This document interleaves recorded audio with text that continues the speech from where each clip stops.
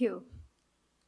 Assalamu alaikum, Honorable Chairperson and distinguished guests from different districts of Bangladesh. It's really a great pleasure for me to talk in front of such a lovely audience who have inquisitiveness for knowledge. Do you know I have a best job in the world as I'm a doctor? No, believe me, that's not why. I'm an endocrinologist and I have the honor of working with the people with diabetes. And you know, diabetes people need to face a lot of complications if they will not manage properly. So we need advanced and best approach to treat the patient. In this point of view, today I'm going to talk on advanced approach on the day-to-day implementation of premix and co-formulation insulin analogs. These are my disclosures. Next few minutes, I'm going to highlight some glycemic status, Bangladesh perspectives, insulin initiation, barriers, and choosing the appropriate insulin, and outcome evidences of different insulin regime and use of insulin to a special group of patients. According to the IDF data, you can see that IDF reported the total number of diabetic people in nearly 1.3 crore in Bangladesh, which is the 8th position in the world. By the year 2045, it is projected to move 7th position. And if you look at the glycemic status throughout the country, according to CDB projected data, you can see that's very poor. That is higher A1C level throughout the Bangladesh, reflecting both in the form of high fasting and postprandial blood sugar. For people with diabetes, is insulin the good or best option? Let's find out the answer.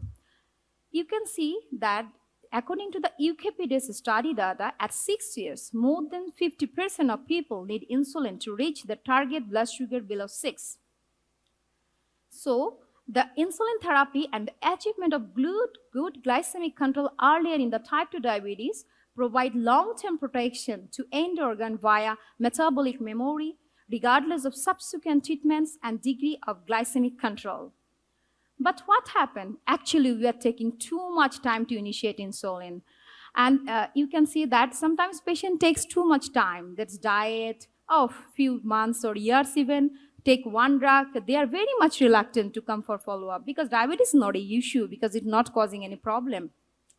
And again, please take 2 drugs.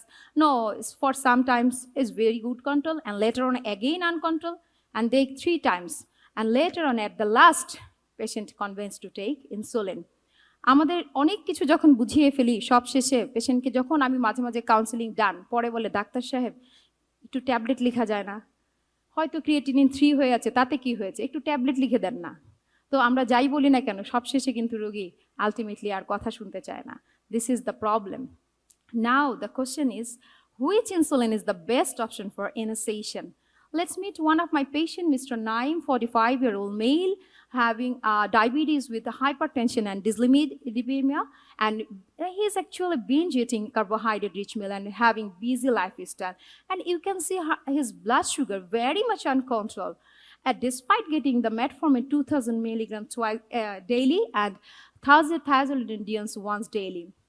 The problem is carbohydrate-rich meals, busy lifestyle, and it's whatever food is available while working. But when you try to advocate or initiate the insulin, the big problem comes in front of the healthcare professionals. As the patient feels that's frustrating for physicians and disconnection may be bigger than ever. Because the fear of injection and always want to buy some more time and may feel guilty and disappointed about not being able to manage their diabetes better. So you can see that there are several problems regarding the myths and facts of initiation of insulin. First of all is failure. Patient always think that insulin means failure and insulin doesn't work. And the very important part is injection is always painful. And another important part, they actually fear about the chance to development of hypoglycemia. And last, obviously, that insulin may be the addictive and the expensive one. So all of these are common myths related to insulin. Now we have to overcome. You can see that among the barriers in the patient side, you can see that the fear of injection, needles, and misconception, inconvenience, Along with this, for physician, actual lack of available educational tools, lack of familiarity or comfort with insulin, and time constraints. But both the actually patients and physician, both of them feel the common problem, that is fear of hypoglycemia, weight gain, and cost. Now, how we can overcome? One thing, you can educate the patient, first initiate with the pen device, and you can show the needle of the pen device, then patient fear will reduce. And you can give a target to your patient to reduce the blood sugar below A1C 6.5 and fasting blood sugar below 110 milligram per DL. And you can educate the patient to titrate insulin 2 unit, and also schedule to report the self-monitoring of blood glucose report. And other than this, you can involve the team of diabetes educator and nutritionist. So for my patient, what treatment recommendation would you make for this? Like start basal therapy, or start with once daily biphasic aspart, or start basal plus therapy, or start premix insulin once daily. An individual treatment algorithm for patients actually. And you know that most of the patients achieve their good glycemic control, that is good A1C control with better control of the postprandial blood sugar. Why we are so much concerned? Because you can see that postprandial hyperglycemia may increase the risk of macrovascular disease, diabetic retinopathy, and increase the chance of cancer and cognitive impairment. So the different guidelines like IDF, Diabetes Australia, Canadian, NICE, and also AC, all of them advocate to initiate with either with basal or premix. For intensification, basal plus or basal or premix insulin twice daily or even 3 times daily. Why it is very important? Because targeting both the fasting and postprandial is an important strategy for achieving good glycemic control. And you can see that most of the patients expend their time 24 hours, and it's more than 50% with postprandial stat. And that's why the international guidelines endorse premix insulin for initiation. And you can see that within 1 year, most patients on basal insulin analog will also need to add mealtime insulin to reach their A1C target. If you look at the diabetes management algorithm in uncomplicated, non-pregnant adults with type 2 diabetes, you can see that the national guideline of diabetes in Bangladesh, fasting blood sugar below 10 and or A1C below 8.5% and or random blood sugar below 12, we can start with metformin along with lifestyle modifications.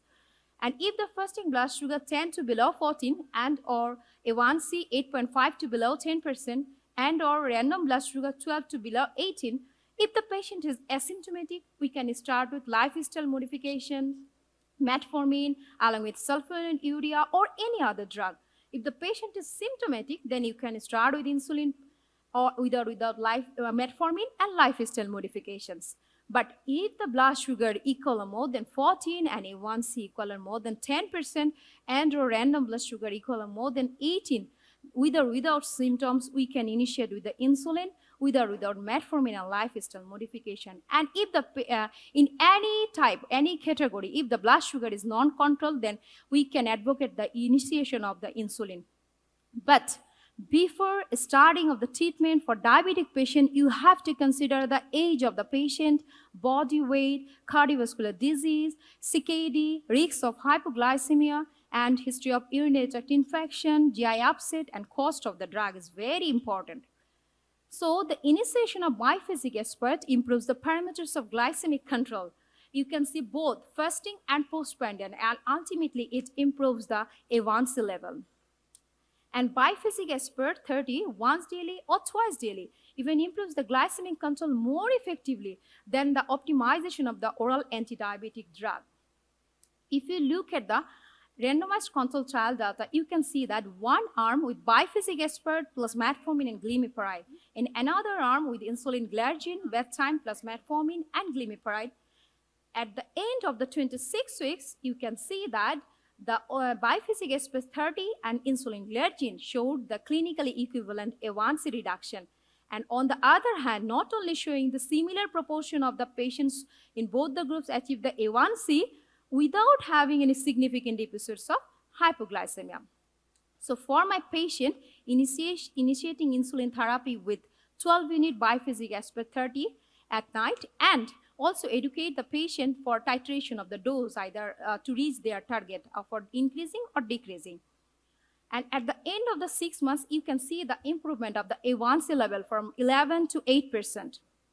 What is the relevance of use of this premix insulin in the Asian context? It's a big part. Because the typical Asian phenotype in diabetes is a high carbohydrate diet and high level of postprandial blood sugar at baseline, and in observational studies like IMPROVE and A1C. And average duration of the oral anti-diabetic treatment before insulin therapy is 8 years, and basal insulin is likely to fail. So from where this concept came, actually you know that the physiology, that is the basal portion and the bolus portion.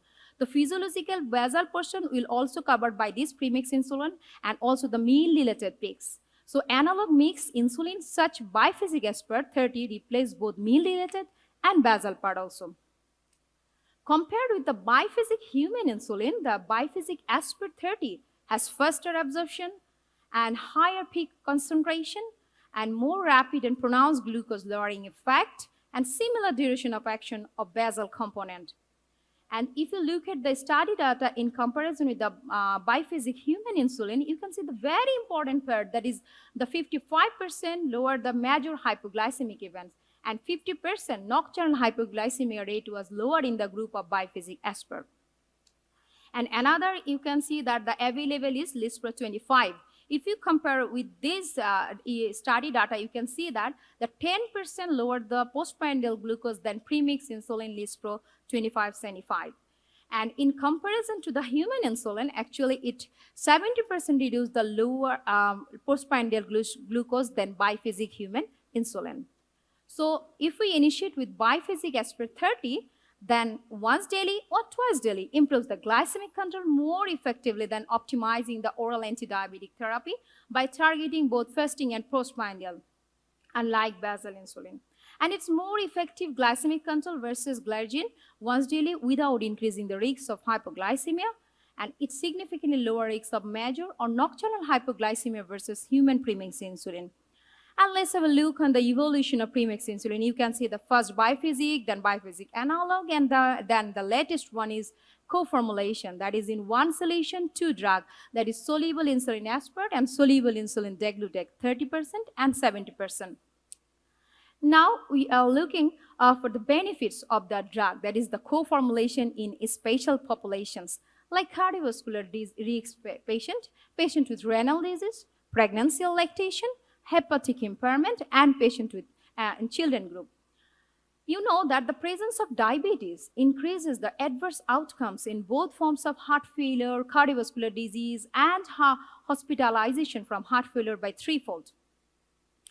And in Southeast Asia, you can see 1 million adults passed away in 2012 from diabetes-related causes, including cardiovascular disease. And in compared to the white European, type 2 diabetes along with cardiovascular complications are more in the Southeast Asian region. And it's due to genetic predisposition, early onset of diabetes, delayed diagnosis, suboptimal control, and treatment non-compliance. And the study data also showed that the Southeast Asians suggest the presence of cardiovascular disease 29.4%, coronary artery disease 42.5% in people with type 2 diabetes. And if you look at the recommendation of ESDAG, you can see that premix insulin analogs reduces postprandial blood sugar more effectively than premix insulin and basal insulin analog. So choice of insulin should be personalized, and patients with type 2 diabetes on combination therapy like premix insulin and oral antidiabetic should be carefully monitored for signs and symptoms of heart failure. For consideration of the co-formulation, you can see that it improved the adherence and safety for patients with type 2 diabetes, and it has also proven cardiovascular safety benefit. And based on the results of the several meta-analyses, the European Union licensed the IDECASP combination without any concern about the cardiovascular safety. And also, the degludec showed that cardiovascular safety in DEVOTE trial. For the patient with renal disease, you can see that research suggests Southeast Asian people have a predisposition to renal disease compared to European. And diabetics of Asian origin have much higher rates of ESRD to Caucasians. And also, another study showed that the South Asians have 1.4 times higher loss of GFR than Europeans and are 4 times more likely to have albuminuria. And additionally, renal illness progresses faster among South Asian. And you can see 1 to 4 out of every 10 individuals in South Asia are suffering from CKD, with 13% prevalence in Japan. So for the CKD patient, actually newer insulin analogs should be a preferred one, as insulin should be initiated at a small doses and strict monitoring is important, as dose titration is very important to reduce the risks of hypoglycemia, and even you can use the insulin pumps if possible. For the IDECS renal safety, you can see that the continuous monitoring and dose titration is very important to reduce the risks of hypoglycemia. Another important part, that is liver disease. The prevalence of NAFLD in patients with type 2 diabetes is more than twofold higher than in general population. And the global prevalence of NASH among patients with type 2 diabetes is 37.3%. And you can see in NAFLD and type 2 diabetes who undergo liver biopsy, 17% have advanced fibrosis. That's why the treatment during the mild, moderate hepatic impairment, which can be a good option. That's why during the hepatic impairment, actually the important one is to use the analog insulin to reduce the risks of the development of hypoglycemia. And dose titration should be done carefully to reduce the chance of hypoglycemia. So in IDECS co-formulation, you can use the drug in mild, moderate, or severe hepatic impairment, and proper dose titration should be implicated. Another important part is that the children with type 2 diabetes, you can see that Southeast Asian region has one of the highest estimates of the prevalence of type 1 diabetes. That is the rising the prevalence. And compared to the children of other ethnic origins, Southeast Asian children manifest with metabolic obesity, insulin resistance, and metabolic perturbation at the younger age.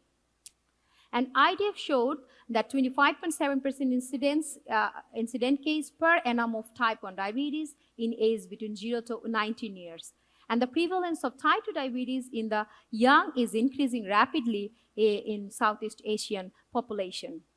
So according to the International Society for Pediatric and Adolescent Diabetes, recommended that pediatric patients receive basal bolus therapy to allow titration of individual insulin doses.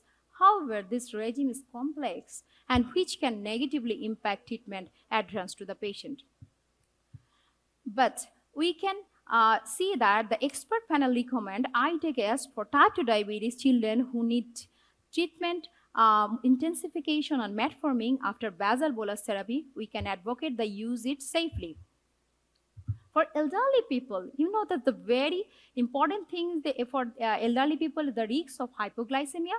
So consider the anti-hyperglycemic therapy with low risks of hypoglycemia in elderly patients who are at an increased risk of hypoglycemia. And consider once daily basal insulin injection regime over multiple daily injection to reduce the risks of hypoglycemia. So for elderly patient, actually you can see that for less stringent target of A1C increase the risks of hypoglycemia, and flexibility in dosing may be advantageous for elderly patients. And IDECS is considered safe in elderly, and careful dose titration are important to reduce the risks of hypoglycemia. Ultimately, at the end of my presentation, I would like to say the safety and effectiveness of IDECS have been established in pediatric population 1 year of age or older, and it's really could be a good option for the elderly patient, but needs a good monitoring. And also a good option for the patient with cardiovascular disease, renal, and hepatic impairment. But there is no clinical experience with use of IDECS in pregnant women. Thank you all for your patience hearing. And obviously, I would like to thank the organizer of SZB for giving me such opportunity, and also Novo Nordisk for choosing me as a speaker of this session. Thank you.